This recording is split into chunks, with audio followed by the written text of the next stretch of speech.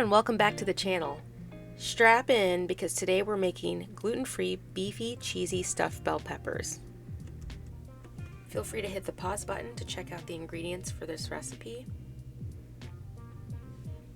So as you can see here, our first step is to mince up some garlic.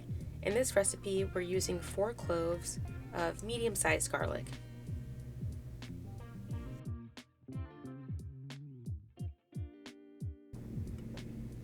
It's important to point out that the finer you mince your garlic, the more flavor you'll get. Next, let's dice our red onion. As you can see, my dicing skills have definitely elevated since our last burritos video, so I'm pretty proud of that. Here we're slicing up our mushroom caps. We're using 6 large mushroom caps for this recipe, and just slicing away.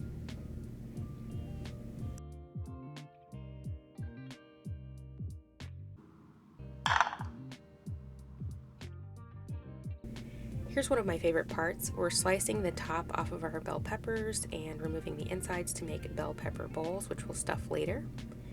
Next, you'll take your 2 pounds of ground beef. Here we're using organic ground beef from Costco.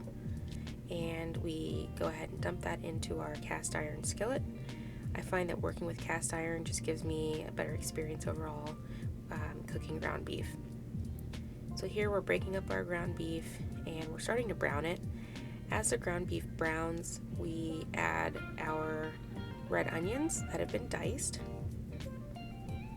and then just stir that and try and get everything mixed together here. I like to add salt to taste. I don't really measure salt and seasonings, I just kind of salt as needed. Feel free to measure if that suits you, but here we just added a little bit of fine salt to taste. We'll be making our white rice in the background, and now our secret ingredient is to add our minced garlic. We're adding the minced garlic to the ground beef as it continues to brown in the cast iron skillet, and you want to stir that to get everything mixed together.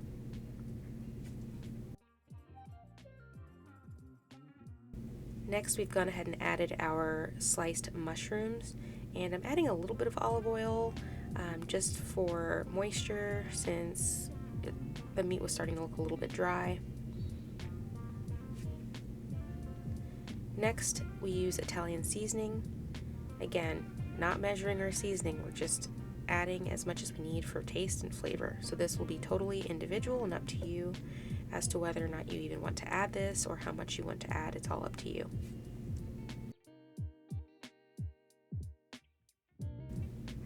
Now we add our 2 cups of red sauce. I prefer Rao's red sauce. Costco sells this in 2 packs for a very reasonable price. So we're using 2 full cups of red sauce. And now we're adding about 1.5 to 2 cups of cooked white rice.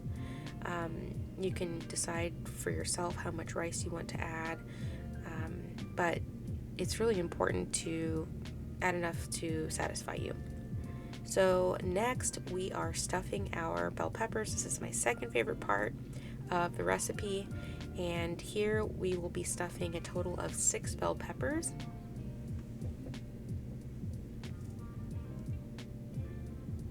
This is a fun recipe to make with kids. It's very, easy to stuff the peppers. It gives them the feeling that they're actually contributing and building the recipe with you, so I think it's pretty fun.